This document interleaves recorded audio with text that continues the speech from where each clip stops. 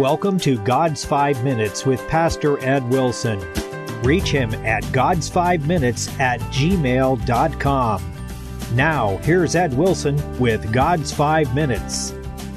Hello, friends. To read the New Testament is to marvel at the self-sacrifice and disregard for the values of the contemporary world that acted upon the early ministry of the Christian church, causing it to face the daunting tasks of carrying the gospel to the world. In a powerful assertion of the overwhelming compulsion that moved one of the world's greatest Christians to be the man he was, Paul wrote in Romans 8:37, "Nay, in all these things we are more than conquerors through him that loved us."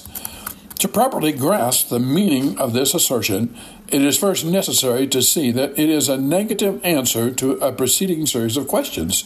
Who shall separate us from the love of Christ? Shall tribulation, or distress, or persecution, or famine, or nakedness, or peril, or sword? As it is written, "For thy sake we are killed all the day long. We are accounted as sheep for the slaughter."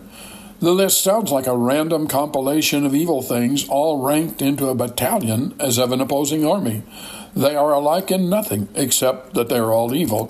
And then Paul announces triumph over them, singly or en masse, as well as all the genus to which they belong, as being utterly unable to drag souls away from their devoted connection to Jesus Christ. Having asked the question, it was necessary to answer it. But notice the manner of Paul's answer. He does not say, no such powerless, trivial things as these can separate us. Instead, he says, no. In all these things, in all their ferocity, when ringed by them, and confronting the full force of every one of their threatenings as blows, we are still more than conquerors. The answer implies that this kind of triumph is not a spontaneous, unilateral divine work. There is something necessary from us to make the divine power function in our preservation as it is meant to do. For the source of Christian victory is given as love, which to be complete must be between two. There seems almost a sort of disdain in the manner of Paul's listing of the forces that Satan uses to try to separate God's children from him. He begins with the broadest term that covers every kind of attack, tribulation. Then he presents a catalog of particular kinds of tribulation, which from bitter experience were so familiar to him. Distress, possibly better rendered straightening, means doing without things. Then come the evils men inflict, persecution, and next other natural things, hunger, nakedness, and again to work of men, peril and sword. And so, as if the order of the attacks does not matter, he randomly throws them all to the same raging storm and laughs in the face of the lightning flashes and booming thunder from his sanctuary in the love of Christ. It is important to notice that Paul does not mean our love to Christ, but his to us, and not even our awareness of that love, but the love itself. So his question is there any assault of Satan in the world that can make Christ stop loving a person who clings to him?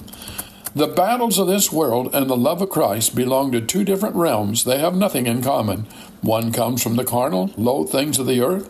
The other dwells beyond time, supersedes everything, has no variableness or shadow of turning, is eternally pure. Nothing that assails us here has any influence to cause that great heart to cease to love us, any more than a child striking his fellow can make the sun cease to warm the earth with its rays. In making his triumphant statement, there's no need for Paul or us to deny any of the terrible power of earth's calamity. The things in his list can indeed separate us from much. In individuals' instances, they can take away joy, hope, ease, and fill us with pain and sorrow. They can take much of what makes life pleasant, strip us to the very center of our beings, and yet, with all of that, without ever touching to the least, the very pure bond of holy love that binds us eternally to Jesus Christ. As a poet has written, they cannot bring again the sins the blood has washed away, nor make my heart like stone once more, nor turn my heart today. Have you talked to God today? You have been listening to God's 5 Minutes with Pastor Ed Wilson.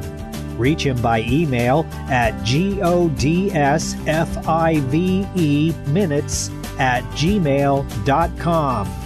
Tune in next time to hear more encouraging thoughts from God's Word on God's 5 Minutes with Pastor Ed Wilson.